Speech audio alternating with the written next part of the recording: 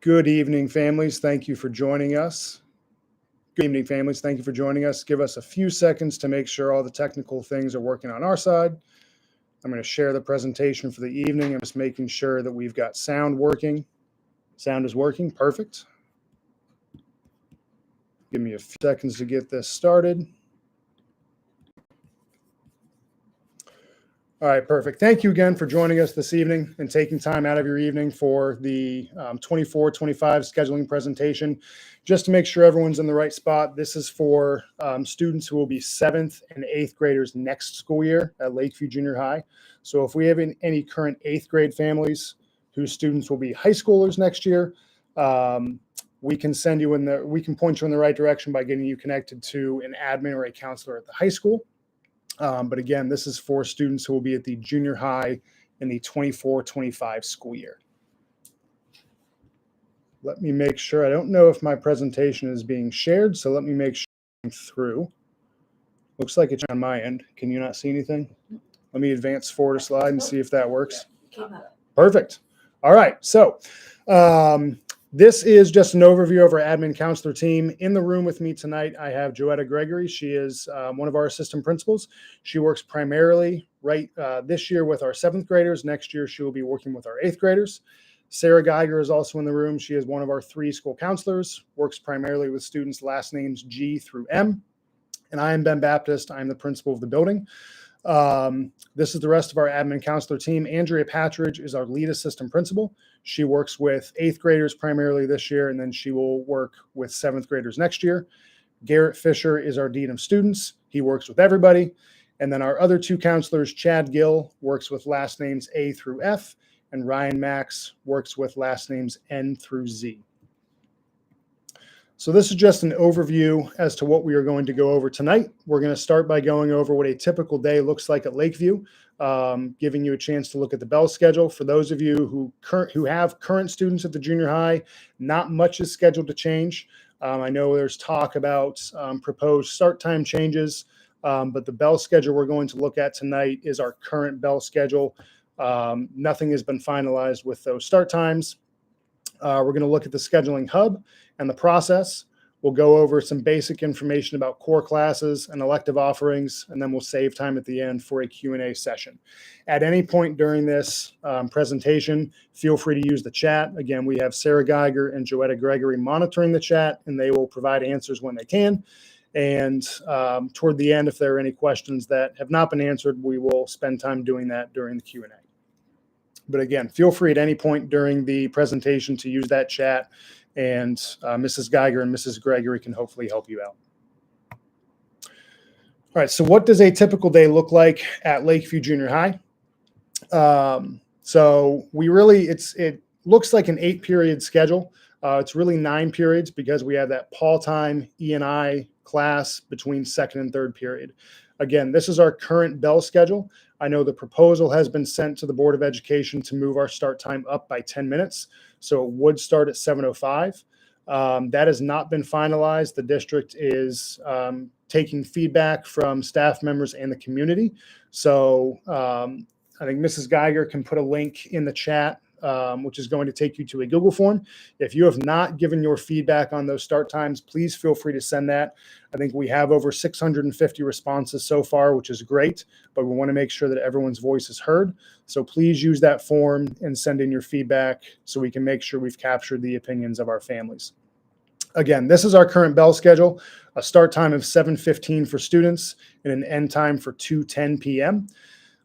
You will see that Paul time E&I between 2nd and 3rd period. We'll talk about what Paul time is, I believe, on the next slide. Our lunches, just due to the size of our building, we run 5 lunch periods throughout the day.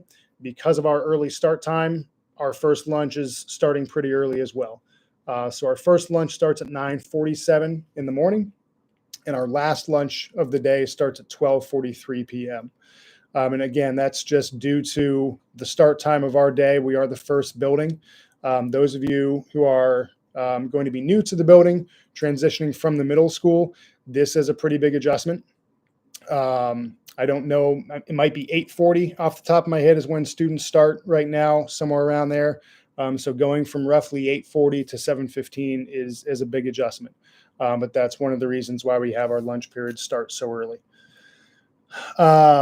This is what a sample schedule will look like, and we will get to that Paul and E&I and explain what that looks like. So notice on this, students will have their 4 core classes: math, science, social studies, and English. Those will take up 4 of the 9 periods. All students will be scheduled into a Paul time and E&I class. The way we run this year is that students are going to be in a Paul time class and an E&I time class with one of the teachers on their team. Those of you who currently have 7th graders, you're familiar with our team setup. Those of you coming from the middle school, we are a team. We do have a team approach with our teachers. We have 3 7th grade teams and 4 8th grade teams. We try to keep it pretty easy to keep track of. 7th grade is teams A, B, and C. 8th grade is teams D, E, F, and G. Again, pretty simple. But on those teams, there is a math teacher, a science teacher, a social studies teacher, and an English teacher, and then an intervention specialist. And we'll talk more about that in a minute. So again, those are 4 of the 9 periods, and then students are scheduled into a Paul time as well. Students also have lunch, obviously, during the day. Depending on the electives that the students are signed up for and that they are enrolled in, their lunch period might shift during the day. And that's really just dependent on when the electives are offered. Some of our electives, they might be offered several times during the day, like a physical education class, but some of our electives might be offered only 1 period. So if a student has 4th period lunch in quarter 1, but then they're taking an elective quarter 2 that is only offered period 4, their lunch has to change. So that's why you'll see that these lunch periods sometimes will change over the course of the year, depending on the quarter. Students are also scheduled into a study hall. So right now, of those 9 periods, including Paul and E&I, we've covered 7. So we have the 4 core classes, we have the Paul time, we have lunch, and we have study hall. And then that leaves space for 2 elective classes per quarter. So some electives last for 1 quarter, some electives last for 2 quarters, and then some electives last for all 4, which is a full year elective. An example of a quarter-long elective would be medical detectives. It is a 9-week class. Students would meet in that class just for that quarter, and then they would move on to a different elective the following quarter. An elective that would be an example of a semester-long or a 2-quarter-long elective would be our visual arts class, Visual Arts 1 and Visual Arts 2. This is a semester-long elective, so if the student has it quarter 1, they will also have it quarter 2 during the same period. And then when we switch semesters in January, they will be in different electives. The final option is a full year elective.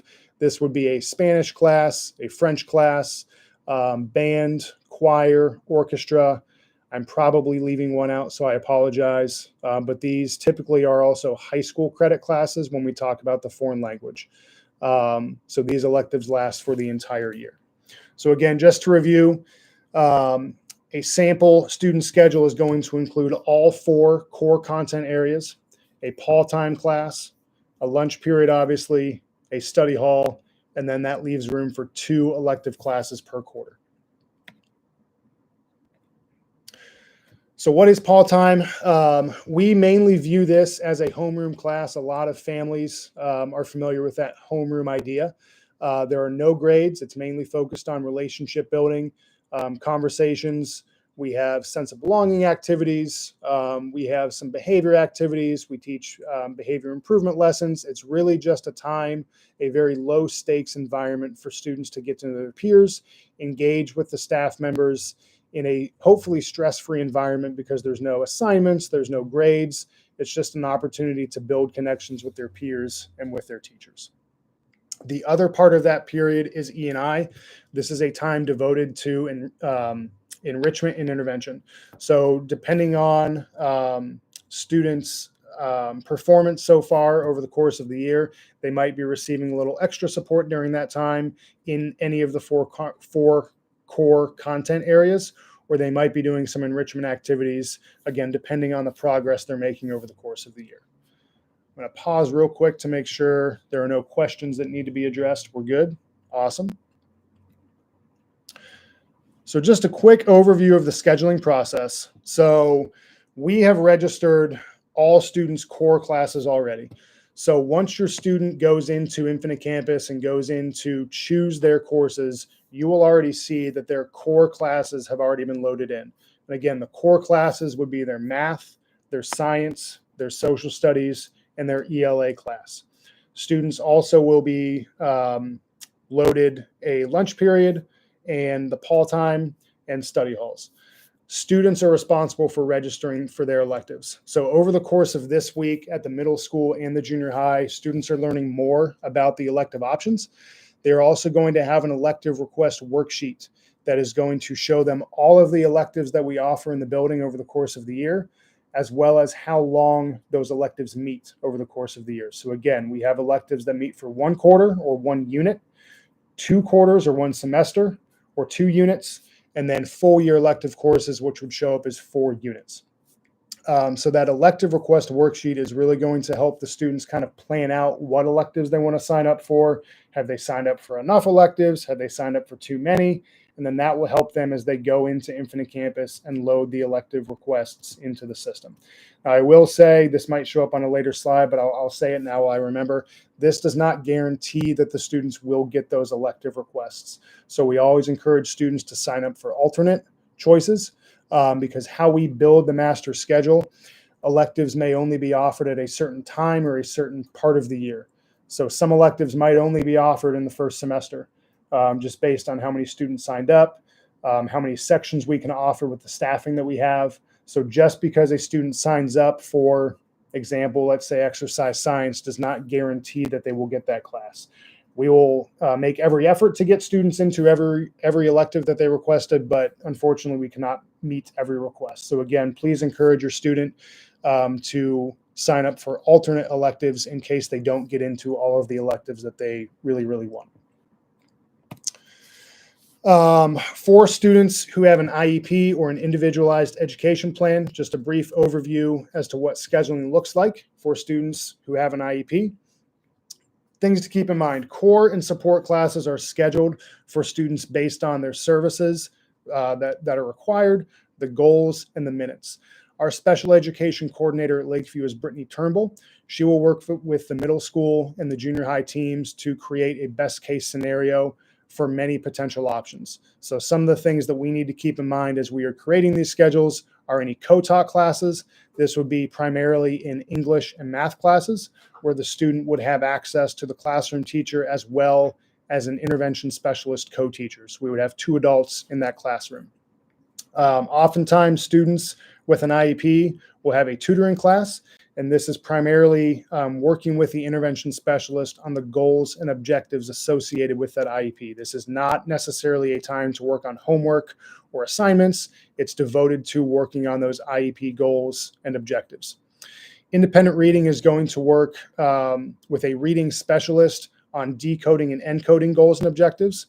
A resource room class is going to be the core classes, but in a very small group setting. Related services would include any occupational therapy, physical therapy, speech, adapted physical education, any of those services. If any students receive alternate assessment, this will carry through to junior high as well, as will special transportation. So if any students who currently have an IEP receive special transportation services, that will carry over to the junior high as well. For any questions, I mentioned Brittany's name earlier. Our special education coordinator at the junior high is Brittany Turnbull. There's her contact information. She will help us on the back end of scheduling, make sure that we have loaded the correct classes for students with an IEP. As we go through the scheduling process, please reach out to Mrs. Turnbull with any questions, and she's a great resource for families as we are transitioning from the middle school to the junior high. I know the junior high is a big transition. We operate kind of like a mini high school with our period by period schedule. It's very different from the middle school. Again, we know it's a big transition, so please reach out to any of the staff members, Mrs. Turnbull included. We are some great resources to walk you through this process. For any gifted services questions, so this would relate to any student with advanced standing. So if we have any students who are taking algebra or geometry or any gifted English classes, any advanced science classes. Again, I might be forgetting some, but that's an overview of the advanced or gifted level classes that we offer. These are two good resources to reach out to as well. Todd Stanley is the gifted coordinator for the district, and then Gina Komorowski is the gifted coach. They also will help us on the back end of scheduling to make sure that the students coming from the Gateway program or again have advanced standing, whether they were in cluster classes at the middle schools, that they are rostered or loaded into the most appropriate classes at the junior high level. Again, these classes should be already in and linked with your student in Infinite Campus. If you notice any inconsistencies, if you think that your child should be in a different level of a class, please feel free to reach out to myself or any one of the counselors at the building or Todd or Gina, and we can make sure that that schedule and those course requests are accurate. Any questions so far that we need to answer? Good, awesome. All right, Mrs. Geiger, can you put a link to the scheduling hub in the chat? So this is the scheduling hub. Hopefully you have seen this by now. This is really a one-stop shop for our families and our students to go over everything there is to know about the scheduling hub. So in that top left section, I believe that's purple. Bear with me, I'm colorblind, so I believe that's purple. That first link is the junior high course of study. This is, I believe it's a 7 through 12 course of study. So this is the high school offerings as well. The junior high is toward the very end of that document. So that is going to be, again, a one-stop shop that shows every course that we offer the junior high level. So if you're wondering what elective options there are, your child will have that elective request worksheet, but the course of study is going to go into more detail with a description of the course, the expectations, what your student can expect when they're taking that course. It's going to give you a really detailed overview as to what courses we offer. That elective request worksheet that I've mentioned a few times, that is the next link down. So you can see what your student will be working with. I believe they'll be getting a copy of that later this week that they can use during the scheduling process. The rest of the scheduling hub is pretty much filled with links of our timeline, videos explaining our different elective options that we have. This meeting, once it's over, that will be linked under the virtual parent meeting video, so you can refer back to this as many times as you need throughout this process. Really, this scheduling hub is designed to hopefully answer any questions before you have them. If you do have any questions, at the very bottom of this page, you will see a Google form linked. Please use that. We're going to start monitoring that on a daily basis to help answer those questions that students and families have. So hopefully you'll get an answer pretty quickly so you can move forward with your scheduling process. Again, on that scheduling hub, don't miss the how-to video and the PDF instructions for how to navigate Infinite Campus and how to make sure that your students' requests are logged into the system. And then again, that Google form that I mentioned, if you have a question, you can't find the answer in the hub, please feel free to fill out that Google form and we will make sure that we get an answer back to you as fast as possible. This will be a brief overview of our elective courses. So we do offer some high school credit electives at the junior high. Examples of these would be Theater 1. This is a half of a credit for high school toward high school graduation. And then PE 9 is a quarter credit toward high school graduation. The prerequisite for PE 9 is students must have taken our regular junior high PE class and passed that with a C or higher. And then our year-long electives, again, primarily, these are specifically for high school credits. These will be our foreign languages. So next year, starting next year, we have redesigned our Spanish progression through levels 1 and level 2. Starting with our incoming 7th graders, they're really only going to have the option of taking Spanish 1A next year and then completing Spanish 1B as an 8th grader. 8th graders will always have the option to take just one full year class of Spanish 1. Really, we designed this because we've noticed that students are really struggling as they come into the junior high, in addition to all of the transition, moving from the middle school, having 9 periods of classes during the day, balancing the workload, balancing homework. in addition to learning a foreign language, which moves at a very fast pace because it's a high school level class. So what we've done for, again, starting with this incoming class of 7th graders, we've broken up the Spanish 1 class into 2 years. So students will take Spanish 1A, which is really half of the Spanish 1 curriculum. They would take that as 7th graders, and they would take Spanish 1B as 8th graders, which is the second half of that curriculum. 8th grade students will always have the option to just take a full year, faster pace Spanish 1 class. Again, this will be the full curriculum done in 1 year, so it is going to move at a faster pace, but students will need to be proficient or higher on the 7th grade ELA state test from the previous year. This next school year is the final year that we are going to offer Spanish 2 at the junior high elective, so this is only going to be available to next year's 8th graders who took Spanish 1 this year, and or at the novice mid proficiency level on the Spanish 1 IPA assessments throughout the year. French 1 will continue to be offered just to our 8th grade students. Again, a very similar prerequisite, proficient or higher on the 7th grade ELA state test that previous year. Those are our high school credit electives that we have. Again, this starts the student's high school transcript. So we do offer some high school credit classes in the junior high. These are some electives. We do have high school level classes in the core content areas as well. That will be algebra, geometry, and gifted English 9. Really have a conversation with your child, especially with the high school electives, because again, this starts the high school transcript that goes toward graduation. And the last thing we want for a student is for them to start their high school transcript in 7th or 8th grade with a failing grade because they wanted the challenge, ultimately weren't ready for it, and they earned a failing grade. So really have an in-depth conversation about whether or not your child is ready for a high school credit class in the junior high. Again, important notes about the high school credit classes. It does impact the high school GPA. It is the same content pacing as standards as the high school credit class. The only difference is it's taught at the junior high level. It is the same curriculum, the same pacing. Again, it's just taught at the junior high level. There is a 10-day grace period to drop, and that's really designed to give students an opportunity to test out the class, especially if they're nervous about the challenge. They still have 10 days to try it out, decide, you know what, maybe this isn't for me, drop within that 10 days. There's no harm, no penalty toward their high school GPA, and then they can try it again when they're ready. There is a pass-fail option for high school credit classes. This is for 1 semester-long elective per year.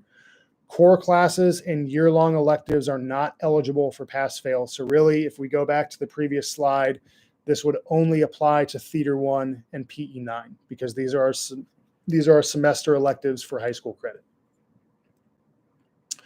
Our deadline for students to enter their requests is Friday, March 8th, so they do have a little bit of time. We started the process this week. And off the top of my head, if I'm remembering the calendar correctly, they will still have 2 full weeks after this week to work through this scheduling process. And again, remembering from the beginning of the presentation, students are responsible for entering their elective classes. So again, when you log into Infinite Campus, you should see that all of the core content classes are already entered. So by the end of the day on Friday, March 8th, students have needed to log in or load their elective requests for next school year. Are there any questions? So we'll pause for a few minutes to make sure that we've addressed all questions. If you've been holding on to your question, please make sure you get it in now. Again, we'll wait for a few minutes to let those questions roll in, and we'll do our best to answer those before we send you off for the night. Would you mind going back to the slide with information about French class? Yes, let's go back to French. Question was brought up about French. So we only offer French 1 at the junior high level, and this is only available to 8th grade students. So those of you coming from the middle school, and they will be 7th graders next year, French 1 is not an option for you. This is only available to our 8th grade students. Students wanting to take French need to earn proficient or higher on the 7th grade ELA state test. You can always sign up for French 1 right now. Obviously, we have not taken the state test. That's going to be in about 2 months. Obviously, hoping for the best for your child. If they want to take French 1, we're hoping they get proficient or higher. If for some reason they don't, we will just remove that request because they would not meet the prerequisite. But as long as they meet that proficient or higher rating on the state test coming up in April, they will be able to take French 1. Another question, will they have access to the slide deck later via email?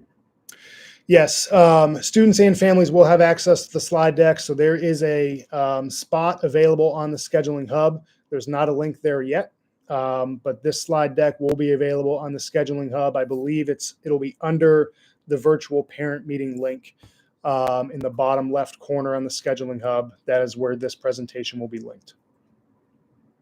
And how do they get access to the scheduling hub document? Students should already have access to the scheduling hub document. Anyone with the link can view it on the internet. This should be posted in your students. For our current 7th graders, this should be posted in your team's Google Classroom page. We can make sure, we can verify with Teams that that is true. We can do that tomorrow to make sure students have access to it. At the middle school level, teachers and the counselors, Miss Saxa at Tollgate Middle School and Miss Schilling at Harmon Middle School, they have access to the hub as well. So we'll make sure that they have gotten that out to teachers to share with their students.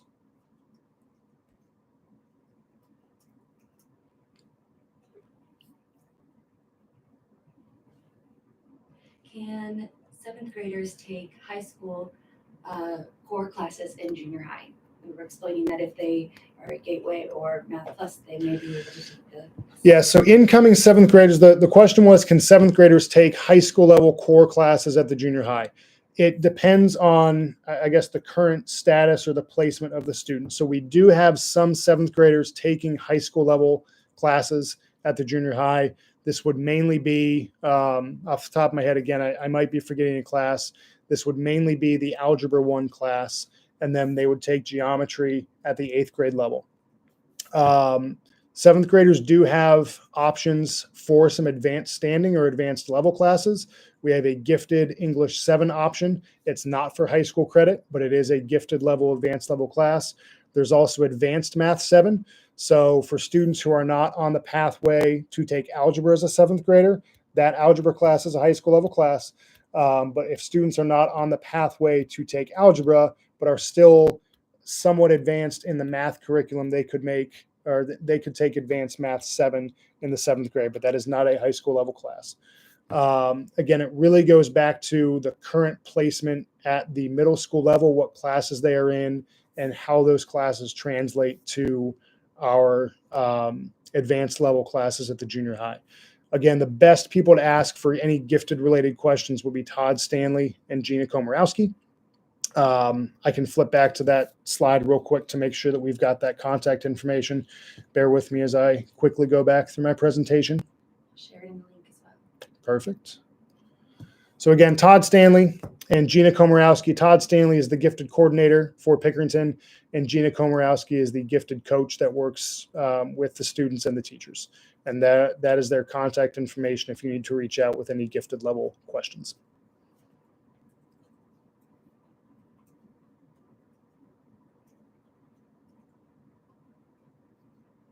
We'll hang out here for a few more minutes to make sure we're not going to miss any questions. If you don't have any questions, this really is the end of the presentation. So if you don't have any questions, feel free to log off. I appreciate everyone coming out tonight. If you do have questions, feel free to stay on and put those in the chat, and we will answer those as they come in. Were the core classes selected for them, or did the students select them? So we loaded the core classes for all students based on the current classes that they are in this year. So at the junior high, we pretty much have a progression.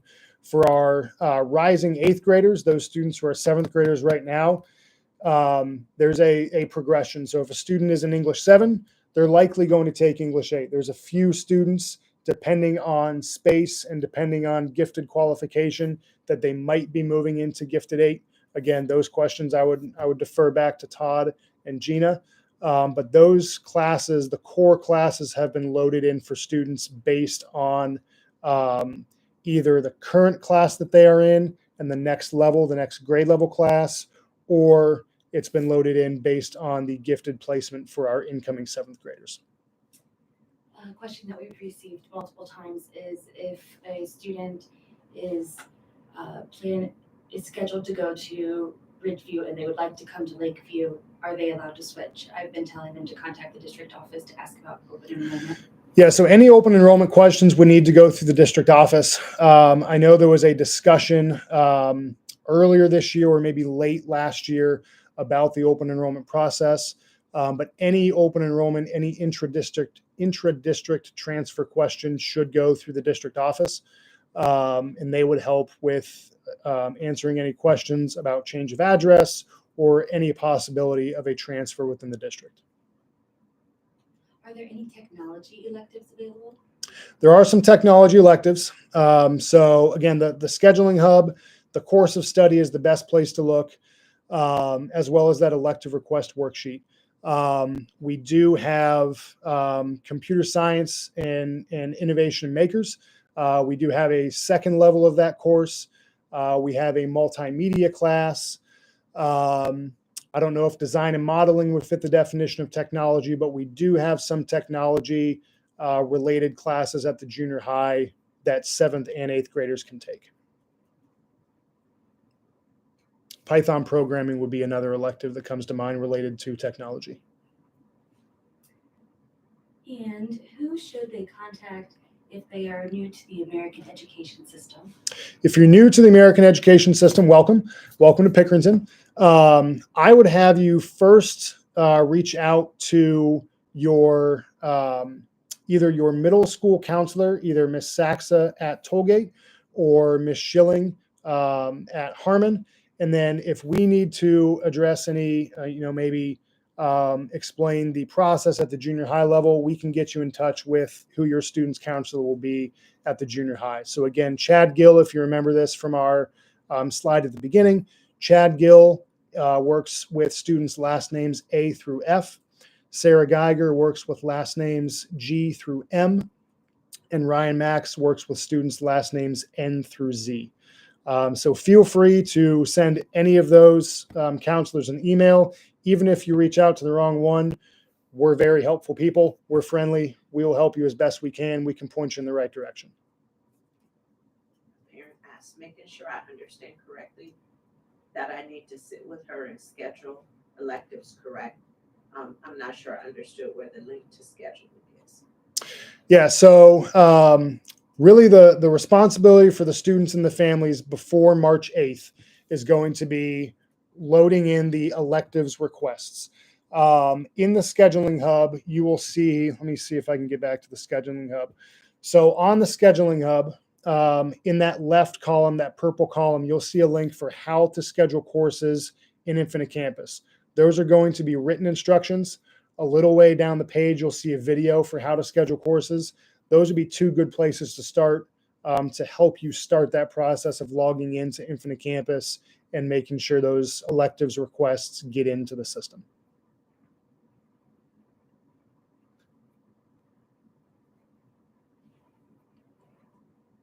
Next question. Will ELA testing be required for foreign languages? My daughter was in 7th grade flex. Not sure if that will be enough to be considered proficient for ELA testing purposes. The question I want to make sure I heard this correctly. The question is the ELA state test a requirement for foreign language, even if a student took flex? So we do have a foreign language experience class, which is a mix of Spanish and French. And that is designed to give students an overview. That flex class is a quarter-long class. It's a quarter-long elective designed to give students an introduction to both languages if they're unsure as to which language they want to take.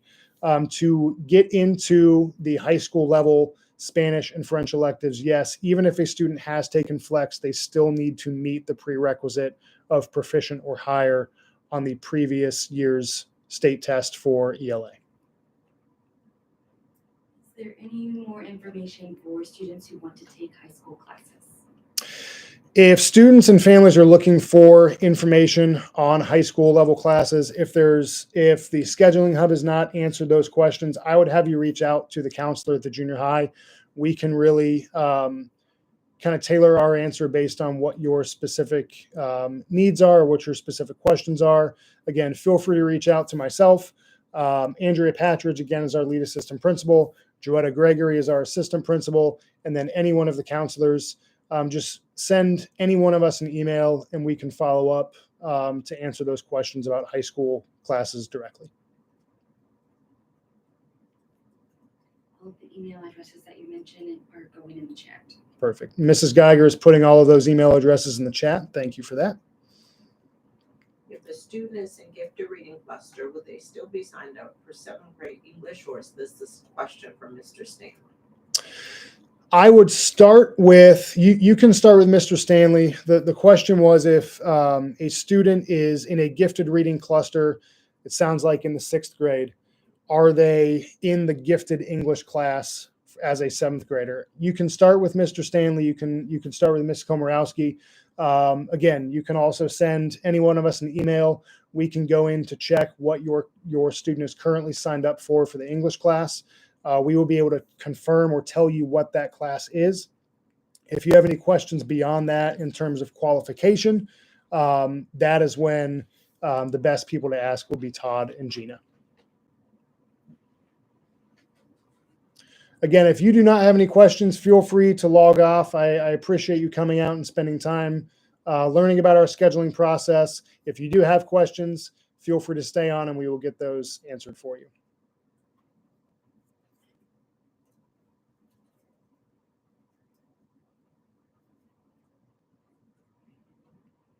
We'll stay on for a few more minutes to make sure we're not going to miss any questions that come in.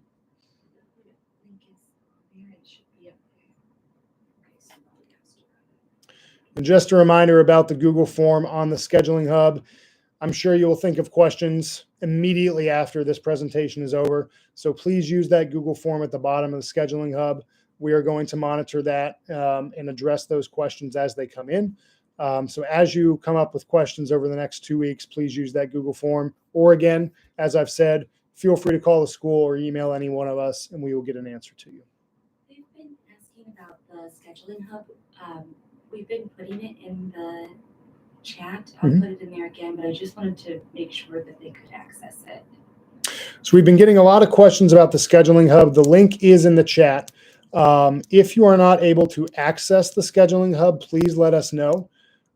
Maybe throw a comment in the chat right now to let us know if you can't access it, or again, send us an email. I believe the permissions are set that anyone with the link can view, and I did see a number of people on there before the presentation began. But if for some reason you cannot access it, let us know and we can try to troubleshoot that for you. And can parents add electives with the add course button starting on the 26th, or do they have to do it from a student login? That's a good question. The question was, can parents add elective requests from their account, or does it need to be a student login? Honestly, I'm not sure because my child is not old enough to schedule electives at the junior high level, so I'm not sure what that looks like on the parent end. I'm going to defer to my other parents in the room. On the parenting end, I'm sorry,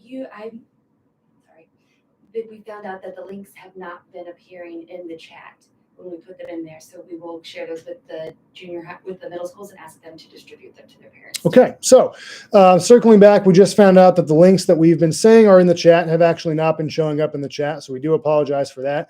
We will make sure that the middle schools get those links out to families so you can check those out. Again, that will be the link to the scheduling hub.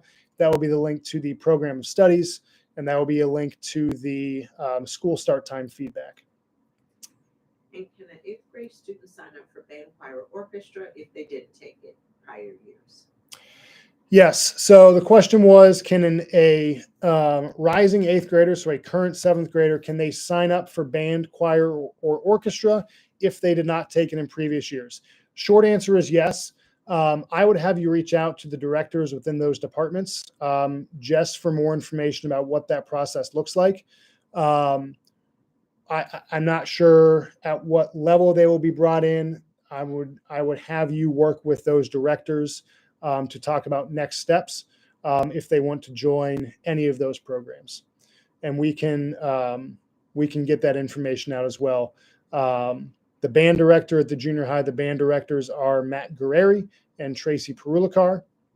Our choir director is also Tracy Perulikar, and then our orchestra director is Thomas Watts. Any of these names can be found on our website with the Pickerington email address, but we can get those names out. Would those names show up in the chat? Do we know? They will. Okay, perfect. As a parent, I do not see the courses that my child has entered through my parent portal when I went to check. Okay, so circling back to the question about parents entering elective requests through the parent portal, Mrs. Geiger is here. She is in the parent portal. She cannot see the classes that her child is signed up for. Doesn't mean you can't do it, and I apologize for not having a clear answer for you.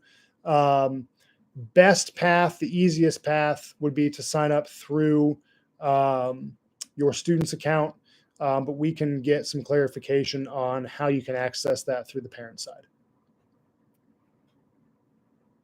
I think we hit all the questions. I think we're caught up on all of our questions. Again, if you have any remaining questions, we'll hang out for a minute or two longer to make sure we haven't missed anything. Again, I appreciate everyone coming out tonight and taking some time to learn about our scheduling process. I did see a new one.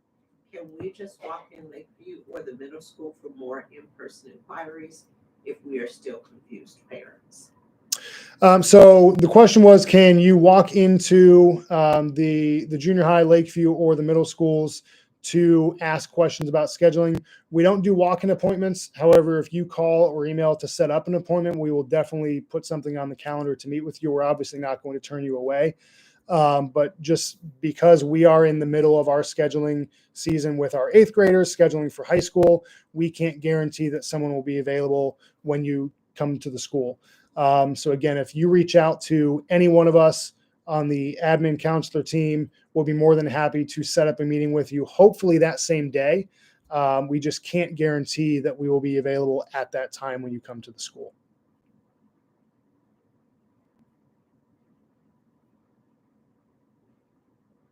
We'll put a link to admin and school counselor email addresses in there once more as well. Okay.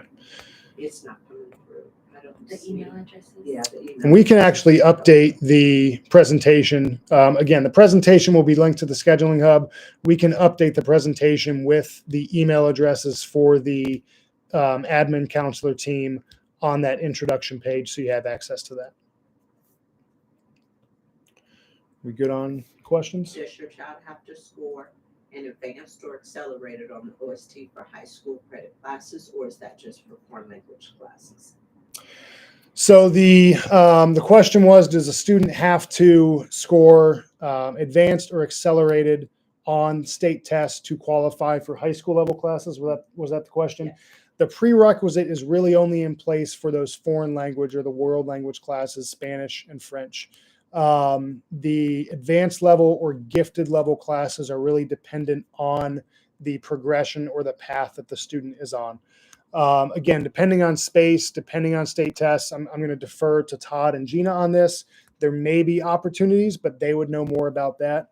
But really the prerequisites of proficient or higher on the state test applies to Spanish and French classes. 2 more questions. If you don't want your child in study hall, can you add an additional elective? So the question is, if you don't want your child to have a study hall, can you add an additional elective? Short answer is yes. Those requests need to go through me because then I can go in and remove study hall from your students' requests.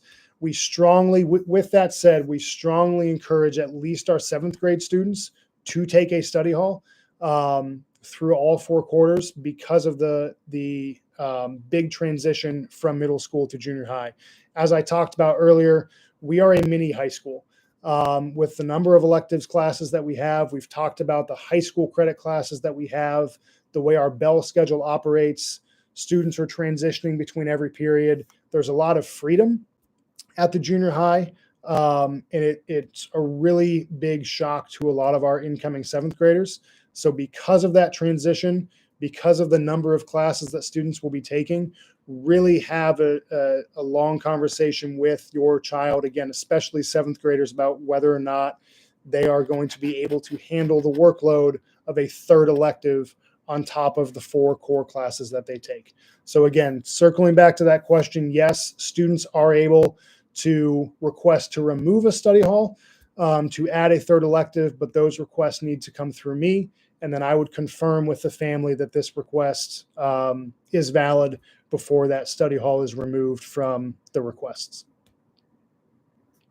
And can you just clarify how many elective students get to take for the whole year? Yes. So the question is trying to clarify how many elective students can take over the course of the year. So let me circle back to that sample schedule. There we go. Okay. So if we look at it quarter by quarter, and again, this is going in with the understanding that this sample student has a study hall each quarter. The number of electives that a student can take is dependent on the type of elective that they sign up for. If they sign up for all quarter-long electives, they can take 8 over the course of the year because there are 2 spots on their schedule for an elective class. If they take quarter-long electives, they would take 8 quarter-long electives over the course of the year. It gets tricky when we talk about semester-long or 2 quarter-long electives or full year electives, because as you can see on this sample schedule, this sample student is really only in 4 electives over the course of the year. They're in 1 semester-long elective, 2 quarter-long electives, and then 1 full year elective. So the number of electives really changes depending on the type of elective that your student signs up for. But if you think about it in terms of this bell schedule, when they fill out that elective request worksheet, they need to make sure that they have signed up or requested enough electives that fill up 2 periods throughout the entire year.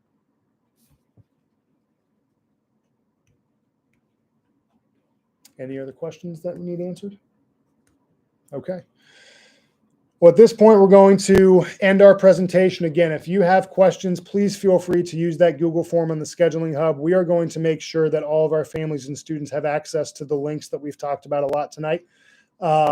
Again, feel free to call the school, reach out to any one of us. We are going to put our email addresses on that admin counselor team slide. And then this presentation is going to be linked on the scheduling hub. Once again, I do appreciate all of you taking time out of your evening to listen to our presentation. We're excited. I know it's February. It's weird to say this, but we're excited already for the 24-25 school year to begin. We're excited to meet all of our incoming 7th graders. And again, if you have any questions, please don't hesitate to reach out. Thank you for joining us tonight. Enjoy the rest of your evening.